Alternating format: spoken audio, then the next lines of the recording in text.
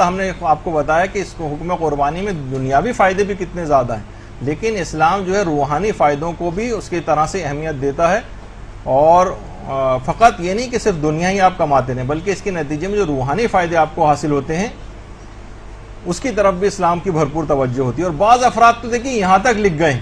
وہ کہتے ہیں کہ حضرت ابراہیم نے معاذ اللہ خواب کا غلط مطلب سمجھا تھا۔ وہ کہتے ہیں کہ اصل میں مقصد یہ تھا بیٹے کو ذبح کرنے کا، خواب میں دکھانے کا، کہ اس بچے سے دنیاوی امیدیں منقطع کر کے اس کو دین کی خدمت کے لیے وقف کر دو، یہ مقصد تھا۔ اور جب نعوذ باللہ اس ضرر رساں فعل کا ارتکاب کرنے کے لیے حضرت ابراہیم جانے لگے تو خدا نے ان کو متنبہ فرمایا اور ذبح عظیم یعنی بیٹے کو دین کی خدمت میں وقف کرنے کی رہنمائی فرمائی۔ حالانکہ یعنی حضرت ابراہیم نے غلط مطلب سمجھا، حالانکہ خود قرآن نے اس کی نفی کر دی، اور خود قرآن کی آیتیں باقاعدہ قد صدقت الرؤیا، ابراہیم نے خواب کو سچا کر دکھایا۔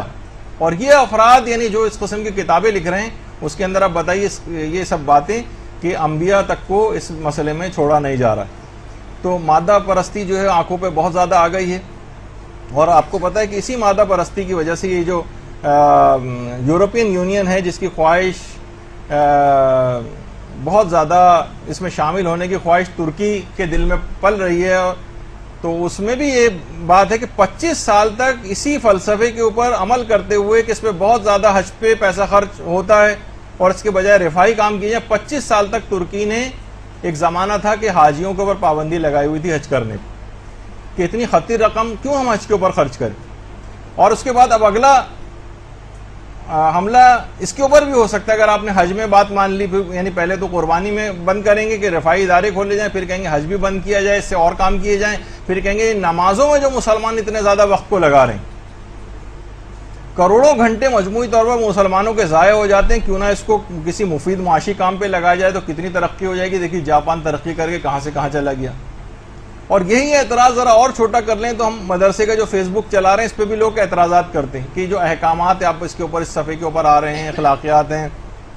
کہ جناب یہ وضو غسل و تیمم کے مسئلے آپ اس کے اوپر جو ہے کر رہے ہیں، دنیا چاند پہ چلی گئی ہے اور لوگ اس سے بھی آگے کی باتیں کر رہے ہیں اور آپ لوگ فقط اسی کے وضو کیسے کیا جائے۔ تو ہم ان کو یہی جواب دیتے ہیں کہ جناب یہ احکامات اسلامی کا پیج ہے، اگر آپ کو سائنسی ایجادات کے پیج چاہیے تو کسی اور جگہ رجوع کیجیے، آپ ناسا کی ویب سائٹ جا کر رجوع کریں۔